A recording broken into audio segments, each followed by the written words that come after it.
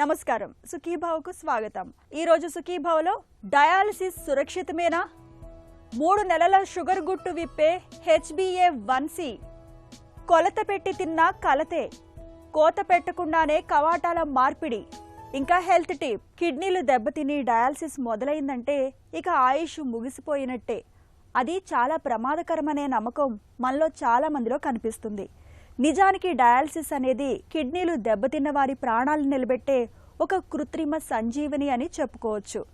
నేటి ఆధునిక వైద్య సాంకేతిక పరిజ్ఞానంతో అత్యంత సురక్షితమైన పద్ధతిలో డయాలసిస్ చేయించుకుంటూ దశాబ్దాల తరబడి హాయిగా జీవిస్తున్న వాళ్ళెందరో ఉన్నారు. ఈ నేపథ్యంలో డయాలసిస్ గురించిన పూర్తి వివరాలను ఇప్పుడు తెలుసుకుందాం.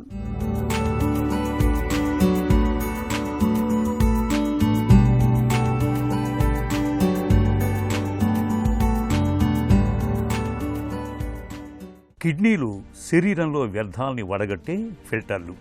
ఒక్క రోజులో దాదాపు 1500 లీటర్ల రక్తాన్ని శుద్ధి చేస్తాయంటే మనం కిడ్నీల పనితీరును అర్థం చేసుకోవచ్చు. అలాంటి కిడ్నీలు మధుమేహం వల్ల, హై బీపీ వల్ల, ఇన్ఫెక్షన్ వల్ల, మరే ఇతర కారణాల వల్ల విఫలమైతే అప్పటికప్పుడు మన ముందున్న మార్గం డయాలసిస్. డయాలసిస్ అంటే కిడ్నీలు చేసే పనిని వైద్య యంత్రాల సాయంతో చేసుకోవటం అన్నమాట. హఠాత్తుగా కానీ దీర్ఘకాలికంగా కానీ కిడ్నీలు విఫలమైతే ఒంట్లో వ్యర్థాలన్నీ అలాగే పేరుకుపోతాయి. అది మొత్తం రక్తాన్ని, తద్వారా శరీరాన్ని విషతుల్యం చేసేస్తుంది. కాబట్టి రక్తాన్ని శుద్ధి చేసే వ్యర్థాలను బయటకు పంపటం అన్నది అత్యంత ఆవశ్యకం. అందుకు ఉన్న ఏకైక మార్గం డయాలసిస్. మనకు దేవుడిచ్చిన కిడ్నీస్ కాకుండా మనం బయట చేసే ఏ పన్నైనా కూడా మనం రీనల్ రీప్లేస్మెంట్ థెరపీ అంటాం. అందులో ఒకటి డయాలసిస్, రెండోది కిడ్నీ ట్రాన్స్ప్లాంట్. డయాలసిస్ మనం 2 రకాలుగా చేస్తాం. ఒకటి అక్యూట్ కిడ్నీ ఇంజరీ, అంటే వేరే అవయవాల ప్రాబ్లమ్స్, అంటే హార్ట్ ఫెయిల్యూర్ కానీ, లివర్ ప్రాబ్లం వల్ల కానీ కిడ్నీస్ ఎఫెక్ట్ అయినప్పుడు, లేదా ఇన్ఫెక్షన్స్ వల్ల కిడ్నీస్ ఎఫెక్ట్ అయినప్పుడు, డిహైడ్రేషన్ వల్ల కిడ్నీస్ ఎఫెక్ట్ అయినప్పుడు, లేదా వేరే మందులు ఏమన్నా అధిక మొత్తంలో తీసుకొని కిడ్నీస్ ఎఫెక్ట్ అయినప్పుడు, లేదా పాయిజన్స్ వల్ల కిడ్నీస్ ఎఫెక్ట్ అయినప్పుడు మనం తక్కువ టైం అంటే టెంపరీగా చేసేదాన్ని అక్యూట్ డయాలసిస్ అంటాం. లేదు, కొంతమందికి కిడ్నీ ప్రాబ్లమ్ స్టార్ట్ అయ్యి క్రమేణా ఎండ్ స్టేజ్ కిడ్నీ డిసీజ్కి వెళ్ళిన తర్వాత వాళ్ళకి ఎప్పటికీ డయాలసిస్ అవసరం పడుతూ ఉంటుంది. దాన్ని మనం క్రానిక్ డయాలసిస్ అంటాం ఆర్ మెయింటెనెన్స్ డయాలసిస్ అంటాం. డయాలసిస్ అనేది మనకి 2 రకాలుగా ఉంటుంది. ఒకటి హీమోడయాలసిస్, 2 పెరిటోనియల్ డయాలసిస్. రెండిట్లలో కూడా మనం ఏం చేస్తామంటే మనకి కిడ్నీస్ ఖరాబ్ అవ్వడం వల్ల కానీ, లేదా కిడ్నీస్ తక్కువ మొత్తంలో పనిచేసినప్పుడు కానీ బాడీలో వ్యర్థాలు అనేవి బిల్డప్ అయిపోతూ ఉంటాయన్నమాట. వాటిని నైట్రోజనస్ వేస్ట్ అంటాం. అవి ప్యూరిఫై చేయడానికి మనం డయాలసిస్ అనేది చేస్తాం అన్నమాట. ఈ డయాలసిస్ చేయడం వల్ల ఆ వేస్ట్ ప్రొడక్ట్స్ బ్లడ్ నుండి తీసేసి మళ్ళీ అవి బిల్డ్ అయిన తర్వాత మళ్ళీ ఇంకొక సెషన్ ప్లాన్ చేసుకుంటాం. డయాలసిస్లో బ్రాడ్గా జరిగేది ఇది. డయాలసిస్ అనేది జనరల్గా 2 రకాలు. ఒకటి హీమోడయాలసిస్, అంటే బ్లడ్ త్రూ చేసేది. మెడకి కానీ తొడకి కానీ పైప్ వేసేసి, లేదా ఫిస్టులా, చేతికి ఫిస్టులా అనేది క్రియేట్ చేసేసి మనం మెషిన్లో చేసేదాన్ని హీమోడయాలసిస్ అంటాం. రెండోది పెరిటోనియల్ డయాలసిస్. పెరిటోనియల్ డయాలసిస్ అంటే పొత్తి కడుపులో ఒక పైప్ చిన్నపాటి సర్జరీతో ఇన్సర్ట్ చేసేసి ఆ పైప్ త్రూ మనం ఒక డయాలసైట్ ఫ్లూయిడ్ని లోపల పంపించి దాన్ని కొంచెం సేపు లోపల్లో ఉంచేసి మళ్ళీ ఆ ఫ్లూయిడ్ని తీసామన్నమాట. దీన్ని పెరిటోనియల్ డయాలసిస్ అంటాం. పెరిటోనియల్ డయాలసిస్లో పెరిటోనియల్ మెంబ్రెయిన్ అని మన ఇంటెస్టైన్స్, అంటే పేగుల చుట్టూ ఉన్న కవరేజ్ ఒకటి ఉంటుంది పెరిటోనియల్ మెంబ్రెయిన్ అని. దాని త్రూ ఈ వ్యర్థాలు ఏవైతే ఉంటాయో బాడీలో ఎక్స్చేంజ్ అయిపోతూ ఉంటాయి. అందుకనే మనం పెరిటోనియల్ ఫ్లూయిడ్ అనేది కడుపులో పంపించేసి దాన్ని ఒక 2 గంటలు కానీ 4 గంటలు కానీ లోపలనే ఉంచేసి మళ్ళీ తీసేస్తాం. అప్పుడు ఆ వ్యర్థాలు అనేవి రిమూవ్ అయిపోతుంటాయి. దీన్నే పెరిటోనియల్ డయాలసిస్ అంటాం మనం. హీమోడయాలసిస్ ప్రక్రియలో మనకి 2 రకాలుగా, అక్యూట్ డయాలసిస్ కానీ క్రానిక్ డయాలసిస్ కానీ. క్రానిక్ డయాలసిస్ అయితే జనరల్గా పేషెంట్స్కి చేతికి ఫిస్టులా చేయించుకోమని చెప్తాం. ఎందుకంటే అది పర్మనెంట్ యాక్సెస్, ఒక్కసారి చేసి సక్సెస్ అవుతే అది లైఫ్ లాంగ్ ఉంటుంది. రెండోది ఏంటంటే ఒకవేళ అది లేకపోతే కనుక మెడకు కానీ తొడకు కానీ పైప్ వేసేసి మనం ఆ పైప్కి రెండు నాళాలు ఉంటాయి. ఒకటేమో బ్లడ్ బయటికి తీసి మెషిన్లో ప్యూరిఫై చేస్తుంది, రెండో నాళం వచ్చేసి బ్లడ్ లోపల తీసుకెళ్ళిపోతుంది అనమాట. సో ఇది 4 గంటలు కానీ 8 గంటలు కానీ పేషెంట్ కండిషన్ బట్టి ప్రక్రియ ఉంటుంది అనమాట. కొన్నిసార్లు సిఆర్ఆర్టీ అక్యూట్ సిచ్యువేషన్స్లో కంటిన్యూస్ థెరపీ అంటాం. అంటే 24 గంటలు కానీ 48 గంటలు కూడా చేస్తుంటాం. క్లుప్తంగా వచ్చేసి బ్లడ్ బయటికి తీసి మెషిన్లో ప్యూరిఫై చేసేసి, అంటే వ్యర్థాలను రిమూవ్ చేసి మళ్ళీ రిటర్న్ పంపిస్తాం అనమాట. ఇందులో ఎలాంటి బ్లడ్ లాస్ ఉండదు. దీన్ని హీమోడయాలసిస్ అంటాం. డయాలసిస్లో 2 రకాలు ఉంటాయి. ఒకటి హీమోడయాలసిస్, రెండోది పెరిటోనియల్ డయాలసిస్. రక్తాన్ని శుద్ధి చేయటంలో 2 కూడా చక్కగా పనిచేసేవి. ఎవరి సౌలభ్యాన్ని బట్టి వారు ఈ రెండింటిలో ఏదో ఒక డయాలసిస్ ప్రక్రియను ఎంచుకుంటారు. అయితే డయాలసిస్ను జీవితాంతం చేయించుకోవాలా అన్నది అందరినీ వేధించే ప్రశ్న. నిజానికి కొందరిలో హఠాత్తుగా వచ్చిపడే కిడ్నీ ఫెయిల్యూర్ ఉంటుంది. అలాంటి వారిలో కొన్ని రోజుల్లోనే మూత్రపిండాల పనితీరు తిరిగి చక్కబడుతుంది. కాబట్టి వాళ్ళు జీవితాంతం డయాలసిస్ మీద ఉండాల్సిన పని లేదు.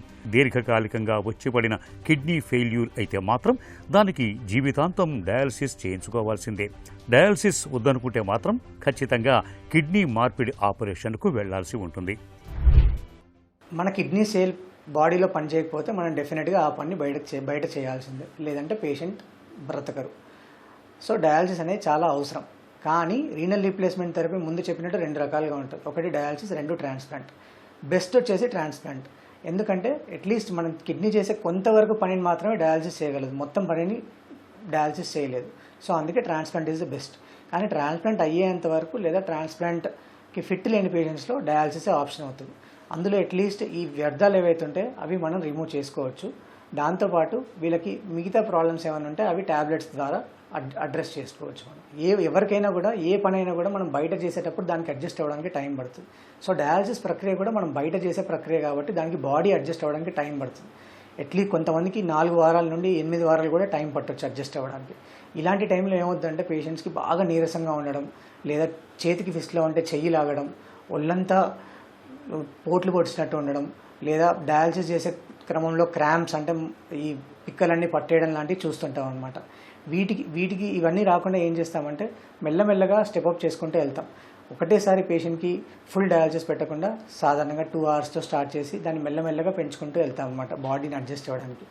ఇది ఫస్ట్ మేము చేస్తాం. కానీ పేషెంట్స్ వైపు నుండి పేషెంట్స్ చేయాల్సిన జాగ్రత్తలు ఏంటంటే, ఫస్ట్ వాళ్ళకి డయాలసిస్ పేషెంట్స్కి యూరిన్ సరిగా రాదు కాబట్టి ఫ్లూయిడ్స్ ఎక్కువ మొత్తంలో తీసుకోవద్దు.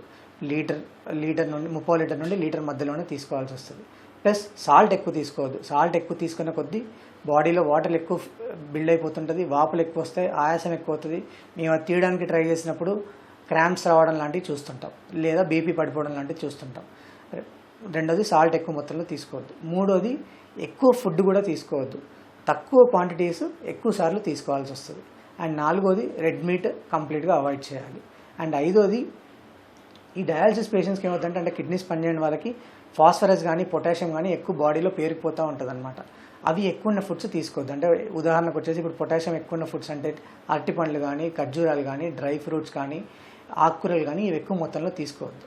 ప్లస్ ఫాస్ఫరస్ ఎక్కువ ఉన్న డైట్ కూడా చాక్లెట్స్ కానీ, పెరుగు కానీ ఇలాంటివి వీలైనంత వరకు తగ్గించుకుంటే హెల్తీగా ఉంటారు. ప్లస్ డయాలసిస్ ఒక్కసారి అలవాటు పడ్డ తర్వాత పేషెంట్స్ డయాలసిస్కి రెగ్యులర్గా వచ్చి చేయించుకుంటే సరిపోతుంది.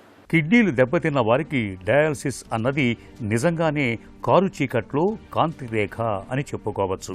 కిడ్నీలు విఫలమైనప్పుడు వారానికి తప్పనిసరిగా 2-3 సార్లు డయాలసిస్ చేయించుకోవాలి. నిజానికి డయాలసిస్ అన్నది పూర్తిగా 100% కిడ్నీలాగా వ్యర్థాలను వడకట్టదు.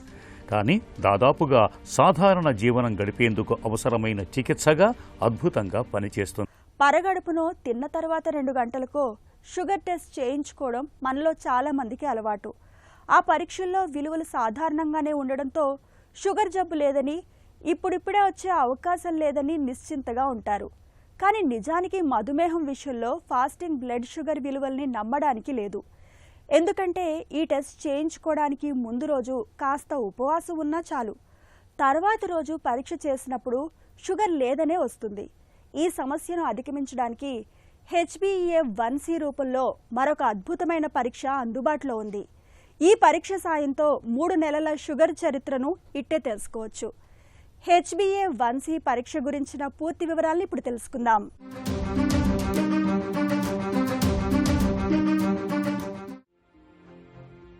మధుమేహం నిశ్శబ్దంగా శరీరాన్ని దెబ్బతీసే వ్యాధుల్లో ఒకటి. ప్రారంభ దశలో పెద్దగా లక్షణాలు కనిపించకపోవడంతో చాలా మందికి షుగర్ ఉన్న విషయం ఆలస్యంగా తెలుస్తుంటుంది. ఇలాంటప్పుడు షుగర్ కారణంగా గుండె, కిడ్నీలు, కంట్లోని రెటీనా, నరాల వ్యవస్థ పనితీరు దెబ్బతినే అవకాశం ఉంటుంది. అందుకే మధుమేహాన్ని కేవలం త్వరగా గుర్తించడం మాత్రమే కాదు, దాన్ని చక్కగా అదుపులో ఉంచుకోవడం కూడా అంతే కీలకం. సాధారణంగా రక్తంలో చక్కెర స్థాయిని తెలుసుకోవడానికి పరగడుపున షుగర్, భోజనం తర్వాత షుగర్ లేదా ర్యాండమ్ బ్లడ్ షుగర్ పరీక్షలు చేస్తారు. అయితే ఈ పరీక్షలు రక్తంలో ఆ సమయంలో ఉన్న గ్లూకోజ్ స్థాయిని మాత్రమే తెలియజేస్తాయి. పరీక్షకు ముందు ఇప్పుడు 1-2 రోజులు ఆహారంలో జాగ్రత్తలు తీసుకున్నా లేదా మందులు క్రమంగా వాడినా ఆ రోజు రిపోర్ట్ సాధారణంగా కనిపించే అవకాశం ఉంటుంది. కానీ గత కొన్ని నెలలుగా షుగర్ ఎలా ఉందో ఈ పరీక్షల ద్వారా పూర్తిగా అర్థం కాదు. అలాంటి సందర్భాలలో ఉపయోగపడే పరీక్షే HbA1c. దీన్నే గ్లైకేటెడ్ హిమోగ్లోబిన్ పరీక్ష అని కూడా అంటారు. మన రక్తంలోని ఎర్ర రక్త కణాల్లో హిమోగ్లోబిన్ అనే ప్రోటీన్ ఉంటుంది. రక్తంలో గ్లూకోజ్ ఎక్కువ కాలం ఉంటే అది హిమోగ్లోబిన్కి అంటుకుంటుంది. ఎర్ర రక్త కణాల జీవితకాలం సుమారు 120 రోజులు ఉండడంతో హిమోగ్లోబిన్కి ఎంత గ్లూకోజ్ అతుక్కుందో కొలవడం ద్వారా గత 2 నుంచి 3 నెలల సగటు రక్తంలో చక్కెర స్థాయిని ఈ పరీక్ష తెలియజేస్తుంది. ఈ కారణంగానే HbA1c పరీక్షను మధుమేహం నిర్ధారణలో అలాగే చికిత్స ఫలితాలను అంచనా వేయడంలో ప్రపంచవ్యాప్తంగా విస్తృతంగా ఉపయోగిస్తున్నారు. ఇప్పటికే మధుమేహం ఉన్నవారిలో మందులు, ఆహార నియమాలు, వ్యాయామం వల్ల షుగర్ నిజంగా అదుపులో ఉందా లేదా అనే విషయాన్ని తెలుసుకోవడానికి ఇది ఎంతో ఉపయోగపడుతుంది. సాధారణంగా HbA1c విలువ 5.7% కంటే తక్కువగా ఉంటే సాధారణ స్థాయిగా పరిగణిస్తారు. 5.7 నుంచి 6.4 మధ్య ఉంటే ప్రీ డయాబెటిస్ ఉండే అవకాశాన్ని సూచించవచ్చు. 6.5% లేదా అంతకంటే ఎక్కువగా ఉంటే మధుమేహం ఉండే అవకాశాన్ని వైద్యులు ఇతర పరీక్షలు లక్షణాలతో కలిపి పరిశీలిస్తారు. ఇప్పటికే మధుమేహం ఉన్నవారిలో అందరికీ ఒకే లక్షణం ఉండదు. వయసు, ఇతర వ్యాధులు, చికిత్స విధానం, హైపోగ్లైసీమియా ప్రమాదం వంటి అంశాలను బట్టి HbA1c విలువను వైద్యులు నిర్ణయిస్తారు. ఈ పరీక్ష కోసం పరగడుపున రావాల్సిన అవసరం సాధారణంగా ఉండదు. రోజులో ఎప్పుడైనా రక్త నమూనా ఇచ్చి పరీక్ష చేయించుకోవచ్చు. అధిక బరువును వదిలించుకోవాలనే ఆరాటంలో ఇవాళ చాలా మంది కఠినమైన డైటింగ్లని ఆచరిస్తున్నారు. ముప్పూటలా కొలత పెట్టుకుని మరీ తింటున్నారు. నిజానికి అతి సర్వత్రా వర్జ్యేత్ అన్నట్లు ఆహారం విషయంలో అతి అనేది పనికిరాదు. తినే తిండి విషయంలో శ్రద్ధ అవసరమే, కానీ అతి వద్దంటున్నారు పోషకాహార నిపుణులు. కొలత పెట్టుకుని తినడం ఎందుకు మంచిది కాదో, కఠినమైన డైటింగ్లతో ఎలాంటి అనర్థాలు ఎదురవుతాయో ఇప్పుడు తెలుసుకుందాం.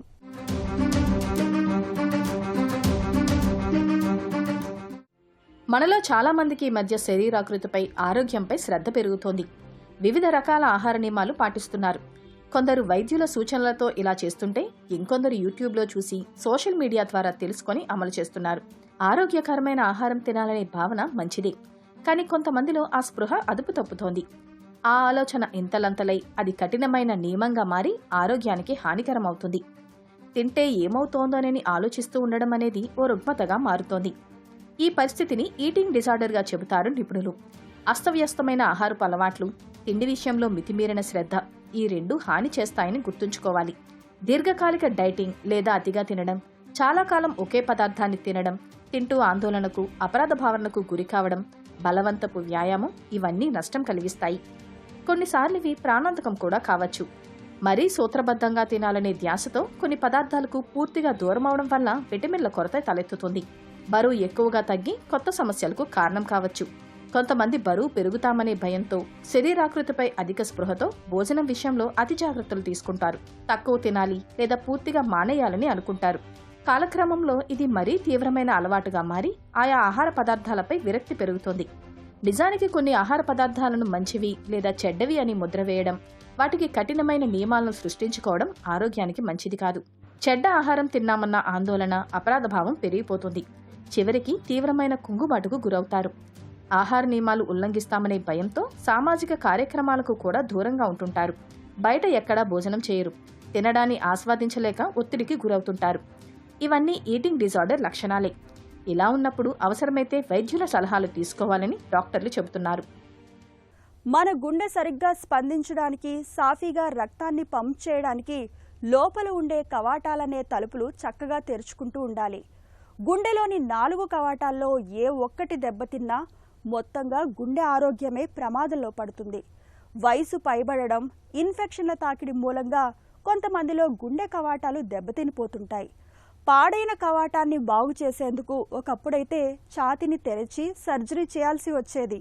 కానీ ఇవాళ గుండెపై చిన్న ఘాటు కూడా పెట్టకుండానే కవాటాన్ని మరమ్మతు చేసే టావీ వంటి సరికొత్త చికిత్సలు అందుబాటులోకి వచ్చాయి. కోత పెట్టకుండా కవాటాన్ని బాగు చేసే నూతన చికిత్సల గురించి డాక్టర్ని అడిగి ఇప్పుడు తెలుసుకుందాం.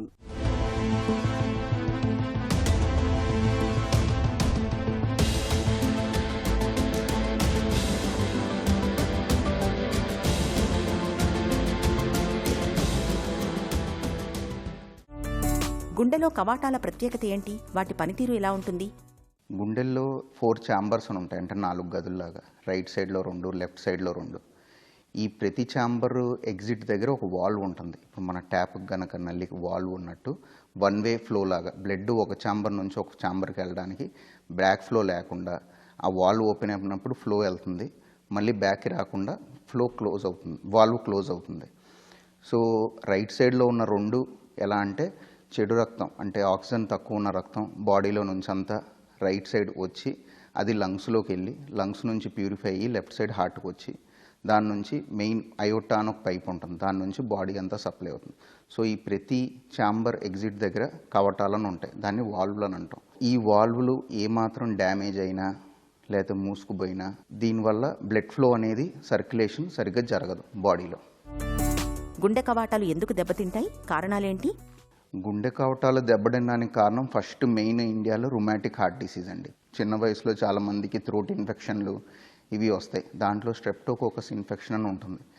ఈ ఇన్ఫెక్షన్ రిపీటెడ్గా రావడం వల్ల దాంట్లో ఉన్న ఎం టైప్ సెల్స్ అని ఉంటాయి, అవి హార్ట్లో ఉన్నదానికి రిజంబుల్ చేస్తాయి అన్నమాట. దాని మీద ఉన్న దానికి తగ్గట్టుగా యాంటీబాడీస్ ఫామ్ అయ్యి అవే హార్ట్ మీద ఉన్న వాల్వ్ని డ్యామేజ్ చేస్తూ ఉంటాయి. అండ్ ఇంకోటి డీజనరేటివ్ చేంజెస్ అంటే ఏజ్ రిలేటెడ్గా వాల్వులు బీపీ ఎక్కువ ఉండి వీటి వల్ల వాల్వులు దెబ్బతింటూ ఉంటాయి. ఇంకోటి ఆటో ఇమ్యూన్ డిసీజ్ అని అంటాం, వాటి వల్ల వాల్వులు దెబ్బతింటాయి. గుండె కవాటాలు దెబ్బతిన్నప్పుడు ఎలాంటి లక్షణాలు కనిపిస్తుంటాయి? ఫస్ట్ ఆయాసం రావడం, ఛాతి నొప్పి రావడం, లేదా ఏదైనా వర్క్ చేస్తున్నప్పుడు కళ్ళు తిరగడం, కళ్ళు తిరిగి పడిపోవడం, ఇట్లాంటివి. ఇవే 3 మెయిన్ సిమ్టమ్స్. ఈ 3 సిమ్టమ్స్ ఏమున్నా కానీ హార్ట్ రిలేటెడ్ ఏమన్నా ఉందా అని చెప్పి అట్లీస్ట్ ఒక ఈసీజీ ఎకో ఇవి దగ్గరలో ఉన్న హాస్పిటల్కి వెళ్ళి చేయించుకోవడం బెటర్. దెబ్బతిన్న కవాటాలను ఎలా మరమ్మతు చేస్తారు? సాంప్రదాయకంగా చేస్తున్న చికిత్సలు ఎలా ఉంటున్నాయి?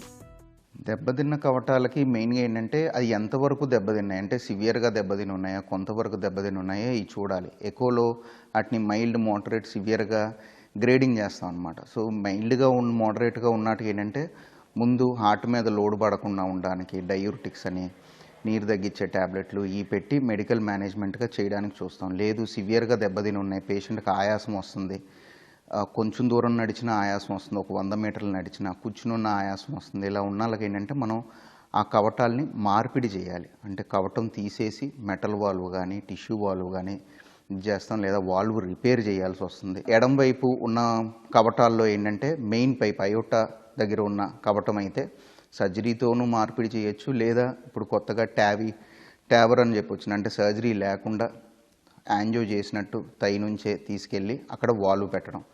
సో ఇది పేషెంట్ కండిషన్, దేనికి ఎవరు సూటబుల్గా ఉన్నారు, రిపేర్కి ఎవరు సూటబుల్గా ఉన్నారు, రీప్లేస్ ఎవరికి చేయాలి, లేదా ఈ ట్యాబీ ఎవరికి చేయాలనేవి వాళ్ళకు కొన్ని టెస్టులు చేసి చూసి దాన్ని బట్టి డిసైడ్ చేసి వాళ్ళకు ఆప్షన్స్ ఇస్తాం. కవాటాల చికిత్సలో కొత్తగా వచ్చిన మార్పులేంటి? టావర్ లేదా టావీ అంటే ఏంటి? ఈ కవటాల దాంట్లో కొత్తగా వచ్చిన మార్పులు ఏంటంటే ముందు అన్నీ ఏదైనా కానీ సర్జరీ చేసి మార్చి మెటల్ వాళ్ళు పెట్టేవాళ్ళం అందరికీ అంతకుముందు ఉన్న దీంట్లో. సో ఈ సర్జరీ చేశాక వీళ్ళందరూ బ్లడ్ థిన్నర్ మెడికేషన్స్ వాడాలి లైఫ్ లాంగ్. అవి రోజు ఒక టైంలో వేసుకోవాలి, దానికి బ్లడ్ రియాక్షన్, వేరే డ్రగ్స్ ఏమన్నా వేసుకున్నా దానికి రియాక్షన్స్ ఎక్కువ. ఐఎన్ఆర్ అని ఒక టెస్ట్ చేసుకుని 2 to 3 దాంట్లో మెయింటైన్ చేసి ఉండాలి, ఆకుకూరలు కొన్ని తినకూడదు, ఇలా అన్ని రెస్ట్రిక్షన్స్ మెయింటైన్ చేసుకుంటా వాళ్ళకి క్వాలిటీ ఆఫ్ లైఫ్ అనేది వాళ్ళకి ఒక వాల్వ్ సర్జరీ అయ్యాక తగ్గిపోతుంది. ఇప్పుడు కొత్తగా వచ్చినాయి చాలా రోజుల నుంచి ఈ మెటల్ వాల్వ్ కాకుండా కొంచెం ఏజ్ ఎక్కువ ఉన్న వాళ్ళకి ఏంటంటే టిష్యూ వాల్వ్ అని ఒకటి చెప్తున్నాం. ఈ టిష్యూ వాల్వ్ ఏంటంటే యూజువల్గా 15 years దాకా పనిచేస్తాయి. వీళ్ళకి ఫస్ట్ 3 months బ్లడ్ థిన్నర్స్ ఇస్తాం, తర్వాత బ్లడ్ థిన్నర్స్ అవసరం ఉండదు, వాళ్ళకి ఫుడ్ రెస్ట్రిక్షన్స్ ఏమి ఉండవు, నార్మల్ లైఫ్ ఎలా లీవ్ చేస్తారో అలానే చేయొచ్చు. సో ఈ 15 years అవి పనిచేసినంతసేపు క్వాలిటీ ఆఫ్ లైఫ్ బాగుంటుంది వాళ్ళకి. అండ్ ఇంకోటి ఇప్పుడు కొత్తగా వచ్చింది అంటే అయోటిక్ వాల్వ్, మెయిన్గా లెఫ్ట్ సైడ్లో ఉన్నదానికి దానికి సర్జరీ లేకుండా ట్యావీ అని కొత్తగా ప్రొసీజర్ వచ్చింది. అది ఏంటంటే తై నుంచి యాంజో చేసినట్టు వైర్ పంపించి అక్కడ వాల్వ్ డిప్లాయ్ చేస్తాం. ఇదేంటంటే ఎల్డరీ ఏజ్ గ్రూప్ అంటే డీజనరేషన్ వల్ల వాల్వ్ దెబ్బతిని అంత కాల్షియం ఉండి వాళ్ళకి, అలాంటి వాళ్ళకి ఏంటంటే elderly patient mostly above 65-70 years వాళ్ళకి సర్జరీ ఎవరైతే ఫీజిబుల్గా లేరో వాళ్ళకి ఈ ఆయాసం ఈ సిమ్టమ్స్ తగ్గించడానికి ఈ ట్యాబీ వల్ల వాళ్ళకి చాలా ఉపయోగంగా ఉంటుంది. సో ఇది కూడా అందరికీ సూటబుల్ అని నేను చెప్పను, బట్ సెలెక్టెడ్ పేషెంట్కి సూటబుల్గా ఉంటుంది. ఆ ఆప్షన్స్ అయితే వచ్చాయి. సర్జరీతో పోలిస్తే టవర్ చికిత్సతో ఉన్న సానుకూలతలు, ప్రయోజనాలేంటి? పేషెంట్స్ ఎవరైతే సర్జరీకి అనుకూలంగా లేరు అంటే ఫిట్ ఫర్ సర్జరీ కాదు, ఎల్డరీ పేషెంట్స్ చెప్పాను కదా 75 ఇయర్స్ అంటే అబోవ్ 70 ఇయర్స్ వాళ్ళకి, ఎవరైతే వేరే కోమార్బిడ్స్ కండిషన్స్ ఉన్నాయి, ఏదో లివర్ డిసీజో కిడ్నీ డిసీజో ఏమన్నా ఉన్నాయి, సో వాళ్ళకి సర్జరీకి వెళ్తే హై రిస్క్ ఎక్కువ, అలాంటి వాళ్ళకి ఏంటంటే ఈ ట్యాబీ వల్ల మనం జస్ట్ యాంజియో చేసినట్టు వైర్ పంపించి ఓపెన్ చేస్తే వెంటనే ఇమ్మీడియట్గా వాళ్ళకి ఈ ఆయాసం సిమ్టమ్ కానీ పెయిన్ కానీ ఇవి ఇమ్మీడియట్గా తగ్గితే పోస్ట్ ఆపరేటివ్ జస్ట్ 1-2 డేస్లోనే వాళ్ళు రికవర్ అయిపోతారు, వాళ్ళ పని వాళ్ళు చేసుకోగలరు. సో ఈ ఎల్డరీ పేషెంట్ ఉన్న దాంట్లో సర్జరీ వెళ్ళడం కాకుండా ఈ ఆప్షన్ అలాంటి వాళ్ళకి మనం ఇవ్వచ్చు. గుండె కవాటాలు దెబ్బతినకుండా ముందు నుంచి ఎలాంటి జాగ్రత్తలు తీసుకోవాలి?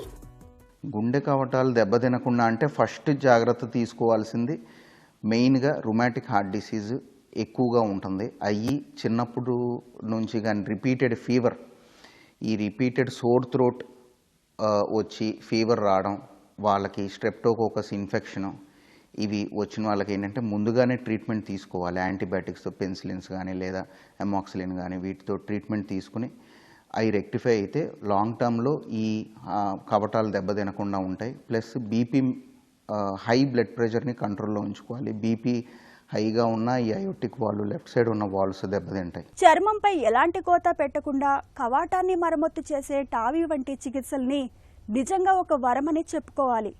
ముఖ్యంగా వృద్ధులకు, సర్జరీని తట్టుకోలేని వారికి ఈ సరికొత్త చికిత్సలు సంజీవుల్లా పనిచేస్తున్నాయనడంలో సందేహం అక్కర్లేదు. ఇక ఈ రోజు కార్యక్రమాన్ని ముగించే ముందు ఒక చిన్న చిట్కా మీకోసం. రక్తంలో యూరిక్ యాసిడ్ పెరిగి కీళ్ల నొప్పులు సమస్యగా మారినప్పుడు వంటల్లో క్రమం తప్పకుండా సొంటి లేదా అల్లాన్ని వాడండి. అలాగే రాత్రి పడుకునే ముందు పావు చెంచా వామును గోరువెచ్చటి నీటితో కలిపి తీసుకోవడాన్ని అలవాటు చేసుకోండి. సొంటి, వాము రక్తంలోని యూరిక్ యాసిడ్ను తగ్గిస్తాయి, కీళ్ల నొప్పుల నుంచి మంచి ఉపశమనాన్ని అందిస్తాయి.